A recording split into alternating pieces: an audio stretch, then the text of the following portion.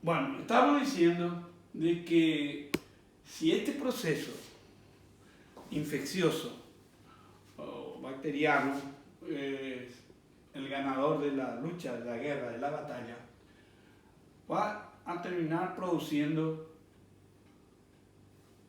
la muerte debido a una falla de muchos órganos. Es lo que se da el llamar abreviado SEDM o síndrome de disfunción multiorgánica o falla multiorgánica. O si quieren en otras palabras decir que muchos órganos no hacen su trabajo normal, están en déficit. Tanto el hígado como el corazón, como el pulmón, como el riñón, etcétera, etcétera. Entonces falla todo. Y al fallar todo, óbito.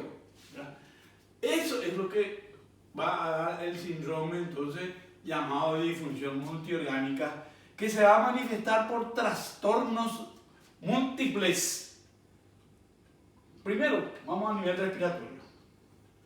A nivel respiratorio me va a dar a mí un cuadro de disnea, dificultad respiratoria, no hay una buena hematosis, por eso hay cianosis, hay una sed de aire, por eso que está con disnea.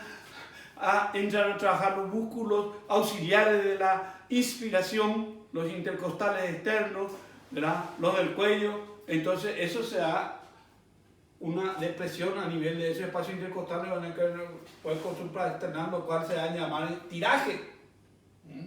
Todo eso te está implicando que ese individuo está luchando por que le entre más aire, sed de aire, tiene disnea y por eso que no le entra suficiente oxígeno, hace la cianosis, coloración vilácea, hace la misma cosa. Su frecuencia respiratoria, por supuesto, va a estar generalmente aumentada, ¿verdad? O a veces ya, cuando está prácticamente yendo hacia el final, ya está disminuyendo, ya apenas respira, tiene 10, 8 respiraciones por minuto, más ya. O sea, la frecuencia o puede estar alta o puede estar baja. Y si ocultamos los pulmones, vamos a encontrar crépitos, o sea, ruidos crepitantes, ¿verdad? Son crepitantes, vamos a encontrar sibilancias. Y todo ello nosotros podemos documentar a través de una imagen llamada radiografía simple de tórax, que me va a dar una serie de infiltrados bilaterales en ambos pulmones, como una neumopatía grave, ¿verdad? Y laboratorialmente, yo como voy a constatar muchos de estos trastornos respiratorios, sobre todo la cianosis, la presión de oxígeno va a estar disminuida, la saturación también, etc. De manera que laboratorialmente con la gasometría, ¿verdad? Voy a ver que está alterado totalmente la funcionalidad de ese pulmón, que es el órgano más importante de la respiración y que no está cumpliendo su función más importante, cuál es el intercambio gaseoso llamado hematosis. Pero es aquí que no solamente el aparato respiratorio del pulmón sufre, ¿verdad? Ya les dije que es multiorgánico, sufre el sistema nervioso central. ¿Por qué? ¿O cómo? Bueno, ¿cómo? Porque altera el mecanismo de la lucidez en el individuo. El individuo comienza a estar obnubilado, estuporoso, inclusive llega a perder totalmente el estado de su conciencia normal, llega al coma. Y en ese momento del coma ya tenemos que utilizar la escala de Glasgow para ver qué grado de alteración de la función ocular, la respuesta motora o la respuesta verbal están tocadas, a qué nivel y en qué proporción, para hablar entonces, y normalmente ustedes saben eso, ya hablando de fisiopatología o neurología, habrán dado ya que la escala de Glasgow es 15 puntos, es lo normal, 15 sobre 15. Y cuando aparecen alteraciones en este puntaje y cada vez va descendiendo más, cada vez se va deteriorando más ese sistema nervioso. Y ya perdió su lucidez, ya está nubilado, ya está estuporoso y ya entró en coma. Así que, ¿cuándo entra en coma? Cuando baja a la mitad de ese 15, más o menos por debajo de 7, ese individuo ya está entrando en coma. El puntaje de las alteraciones, o la respuesta verbal, la respuesta motora y la respuesta ocular, sumando los tres juntos, no llega a 6 o a 5, ese ya está en coma. Y lo mínimo que pueden tener es 3 puntos, un punto de cada uno, pero ese es un punto de cada uno de respuesta motora, uno de respuesta verbal y uno de respuesta ocular, es prácticamente 8 ya, está muerto. O sea, el puntaje ideal es 15 sobre 15. Bueno, eso más detalle habrán dado ya en sistema nervioso de fisiopatología. Y entonces este sistema nervioso se va a manifestar por esta pérdida de su lucidez con estupor o coma. ¿Y por qué todo eso? Y por la hipoperfusión, porque no llega una buena oxigenación al cerebro, ¿verdad? Porque no hay una buena circulación de sangre, porque está entrando en picada, en caída. Ya hay una hipotensión, ya se está yendo hacia un shock irreversible. Por eso el cerebro sufre, ¿verdad? Al no tener suficiente combustible, que es el oxígeno, o uno de los más importantes que necesita. El cerebro te va a aguantar unos cuantos minutos, unos pares de minutos sin oxígeno a lo mejor, pero horas o varios minutos, no, ya comienza a deteriorarse. Y ni qué decir horas, ya te va a llevar a coma profundo y a la muerte. Bueno, pero así como afecta al sistema nervioso central, también afecta al aparato cardiovascular. Y ahí se va a manifestar ¿cómo? Por una frecuencia cardíaca que va a estar disminuida. Esto acá con disminución quiere decir esto. Este signo así, ¿se acuerdan en matemática hablando? Que está disminuido, o sea, está más bajo, es menos que la frecuencia cardíaca, menos de los 90 que decíamos, ¿verdad? Ya comienza a bajar. También baja la presión arterial, con disminución de la presión arterial. Baja, tiene una presión sistólica de 60 y la mínima a lo mejor ya no se palpa, o tiene 10 o 5, no sé, impalpable apenas, ya se palpa la...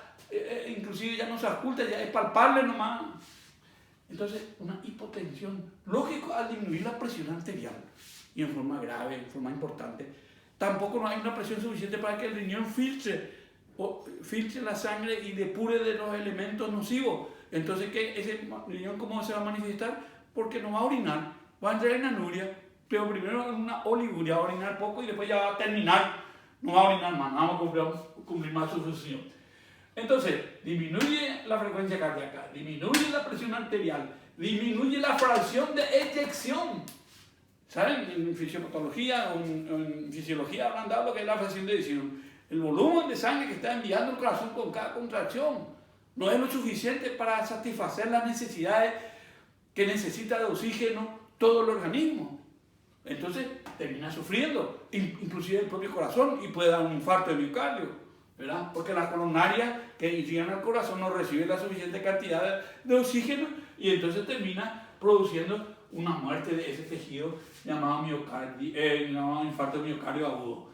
Y también esto, PVC, presión venosa central, quiere decir, está disminuida. Todo eso como manifestación del cuadro cardiovascular alterado, con disminución de la presión venosa central. La presión venosa central, ustedes saben por fisiología, es alrededor de 11, más o menos, milímetros de mercurio. Y baja a 8, a 6, prácticamente no tiene presión ya en las venas, se estanca todo y se produce un descalabro ahí dentro del ámbito circulatorio.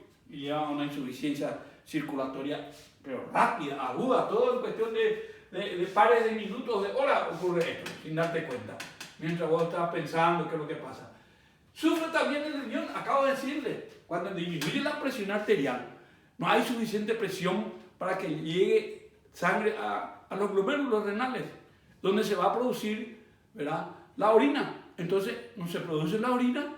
Al no producirse la orina, si se acumulan dentro del organismo los productos de desechos del metabolismo, y entre ellos comienza a subir la urea, comienza a subir la creatinina, comienza a subir el potasio, ¿verdad? Y otros más.